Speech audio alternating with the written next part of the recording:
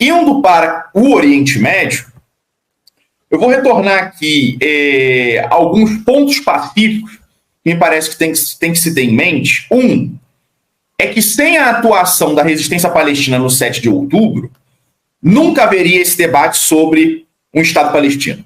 Não haveria.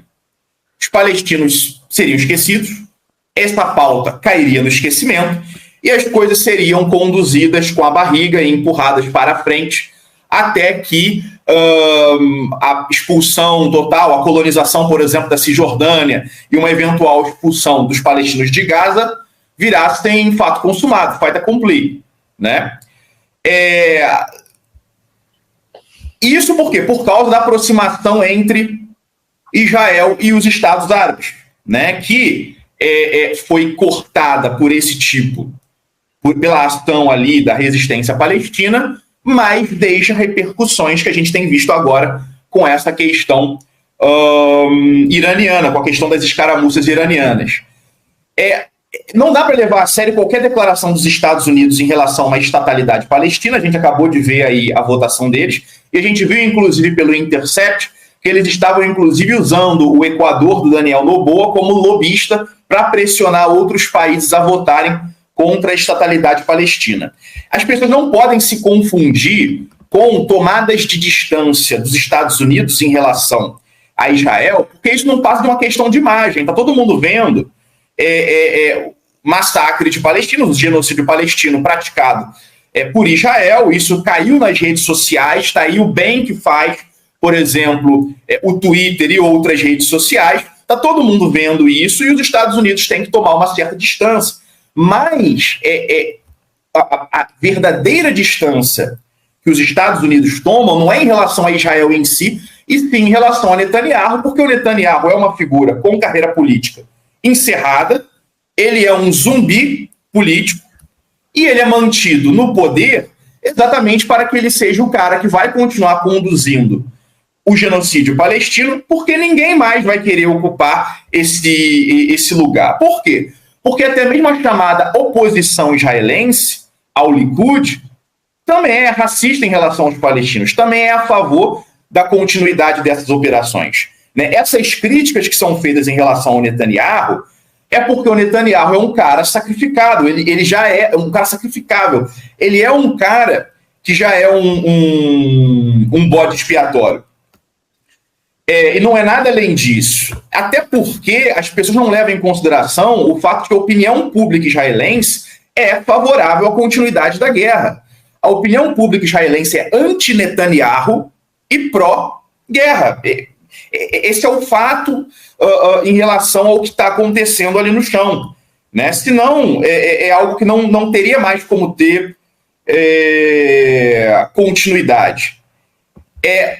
Um abandono de Israel pelos Estados Unidos é algo impossível e inconcebível, porque existe um lobby muito forte nos Estados Unidos, um lobby que, se vocês estudarem o que é o AIPAC, vocês vão ver quem paga boa parte dos políticos estadunidenses, e existe um elemento religioso ali nos Estados Unidos que casa perfeitamente com certas expectativas do sionismo. Então esse é um tipo de abandono.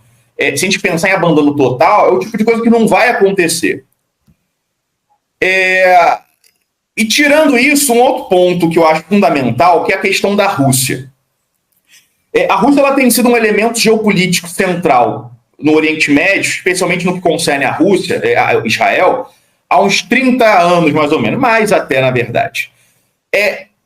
De modo geral, Israel tem ficado, até alguns anos atrás, entre os Estados Unidos e a Rússia, porque isso era vantajoso estrategicamente para Israel.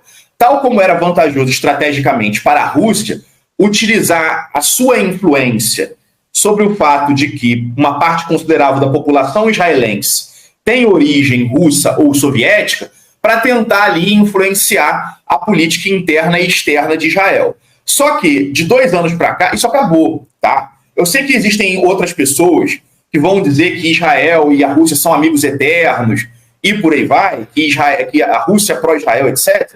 Mas, assim, já desde 2022, já estava bastante claro que havia um estranhamento crescente entre os dois países. Havia um estranhamento crescente. Porque Israel estava, sim, ajudando a Ucrânia, mesmo sem querer admitir. Está cheio de mercenários israelenses na Ucrânia, os russos sabem disso, e esse racha foi aumentando. Todas as movimentações da Rússia em relação a Israel nos últimos meses têm sido contra Israel. Até o ponto agora que o Nebenzia solicita sanções contra Israel. O pessoal que defende que existe uma aliança eterna entre Israel e a Rússia tem que explicar por que a Rússia está pedindo sanções contra o Estado de Israel. Porque fica um pouco complicado para esse tipo de narrativa que tem sido oferecida por aí. Agora, para o futuro do Estado de Israel, isso é péssimo. Porque quem poderia ser o garantidor de Israel, da existência de Israel, nas condições do Oriente Médio atual, inclusive numa possível debacle da estatalidade israelense, seria a Rússia. Agora, a Rússia provavelmente não terá mais nenhum interesse em preservar um Estado de Israel, pelo menos na sua configuração atual, né? Tirando isso, eu queria pontuar mais duas coisas. Israel se provou muito mais fraco do que todo mundo imaginava. Primeiro, pela incapacidade de derrotar o Hamas, e agora o Irã exibiu a fraqueza israelense para o mundo, né, nessa troca aí de ataque. E o segundo ponto, o último, que é o seguinte, a construção da multipolaridade depende de... ela se organizaria e se organizará e está se organizando ao redor de estruturas civilizacionais e continentais. E sempre houve, desde que se começou a debater multipolaridade, uma dúvida sobre quem representaria o núcleo de um polo do mundo islâmico na multipolaridade. Porque existem 3 grandes pretendentes: Turquia, Arábia Saudita e Irã. O contexto atual, especialmente com esse conflito, demonstrou que quem possui a maior legitimidade, quem pelo menos expressa uma maior legitimidade para representar um polo islâmico no mundo multipolar, é o Irã. Porque a Arábia Saudita, ela se distanciou um pouco de Israel, mas ela ficou em uma sinuca de bico, porque era aí um dos principais aliados de Israel na região, um dos principais motores da reaproximação, da normalização de Israel.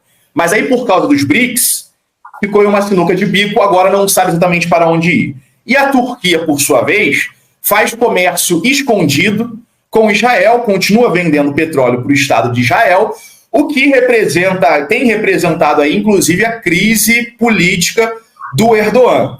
O Irã, por sua vez, mostrou para o mundo islâmico que eles têm essa legitimidade para liderar, inclusive, o mundo sunita. E isso está sendo testemunhado por todos os muçulmanos da região.